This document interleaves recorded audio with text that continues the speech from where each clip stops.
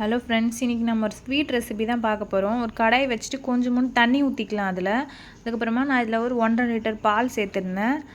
பாலை ஊற்றிட்டு கரண்டி வச்சுட்டு கலந்து விட்டுட்டே இருக்கலாம். பால் நல்லா கொதிக்க ஆரம்பித்ததுக்கப்புறமேட்டுக்கா இதில் ஒரு 2 டீஸ்பூன் லெமன் ஜூஸ் சேர்த்துக்கலாம். லெமன் ஜூஸ் சேர்த்துட்டு நல்லா கலந்து விட்டுடலாம்.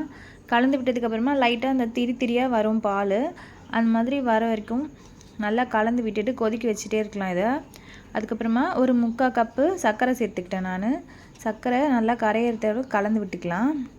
ஏலக்காய் தூள் சேர்த்துக்கலாம் வாசனைக்கு. அதுக்கப்புறம் நான் கொஞ்சம் குங்குமப்பூ சேர்த்து, நீங்கள் வேணால் ஸ்கிப் பண்ணிக்கோங்க. அதுக்கப்புறமா கொஞ்சம் நெய் சேர்த்துட்டு இந்த மாதிரி திரண்டு வர வரைக்கும் நல்லா கலந்துக்கலாம். அதுக்கப்புறமா ஒரு பிளேட்டில் நெய் தடவிட்டு அதை இதில் வச்சுட்டு சமப்படுத்திக்கலாம். இது நல்லா செட் ஆகி ஆறுற வரைக்கும் விட்டுட்டு கட் பண்ணி எடுத்தோம்னா சூப்பரான பால் ஸ்வீட் ரெடி. நீங்களும் ட்ரை பண்ணி பாருங்கள். வீடியோ பிடிச்சிருந்தால் லைக் பண்ணுங்கள்.